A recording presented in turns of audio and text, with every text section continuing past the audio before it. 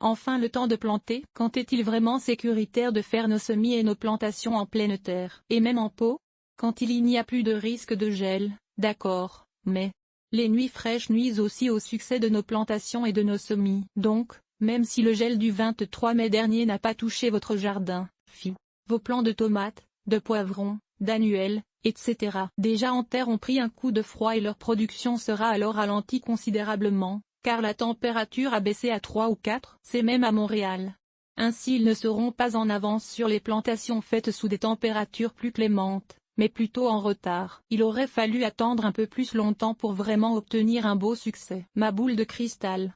En ligne. Voici ma façon de déterminer quand planter et semer les végétaux fragiles au froid. J'inclus dans ce groupe les tomates, les poivrons, les aubergines, les concombres, les courges, les melons et la vaste majorité des annuels. J'utilise les prévisions des services météorologiques en ligne. Personnellement, j'utilise Métomédia, mais il y en a beaucoup d'autres d'aussi bonne fiabilité. Tous les printemps, vers la fin de mai, quand l'envie de faire des plantations et des semis me prend, je commence à regarder les prévisions 14 jours. Elles ne sont pas à 100% fiables, bien sûr, mais elles indiquent quand même la tendance générale. Qu'est-ce que je recherche? Des nuits de 10 C ou plus. Si je vois que la température baisse à moins de 10 C dans les 2 semaines à venir, même un tantinet, je calcule qu'il vaut mieux patienter encore. Ce 9 C annoncé 10 jours d'avance deviendra peut-être un 5 C en réalité.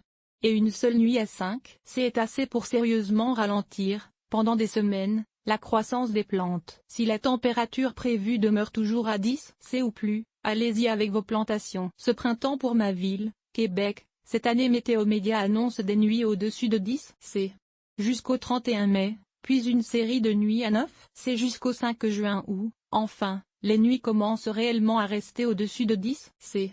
C'est donc une situation embêtante, presque assez chaud, mais encore un peu risqué. J'ai décidé de commencer à acclimater mes semis d'intérieur aux conditions d'extérieur, mais de pas encore les planter. Ainsi, si jamais la température baisse réellement, je peux les rentrer à l'abri. Même un cabanon ou un garage offre suffisamment de protection contre des nuits un peu fraîches. Notez que je parle réellement de la ville de Québec, pas nécessairement des municipalités voisines. Rentrez le nom de votre municipalité dans le moteur de recherche du service météorologique pour voir, Astonam, par exemple, A2. Pas de Québec, il y a encore des nuits froides à venir. Le risque de nuit froide est similaire dans la grande région de Montréal, où il faut presque toujours plus chaud que Québec, mais, encore, la nuit du 31 mai est embêtante. 9 C, avec un réchauffement tout de suite après. Une seule nuit un peu fraîche, c'est limite, mais je pense que j'aurais osé commencer mes plantations. À Rimouski, Chicoutimi, Val-d'Or.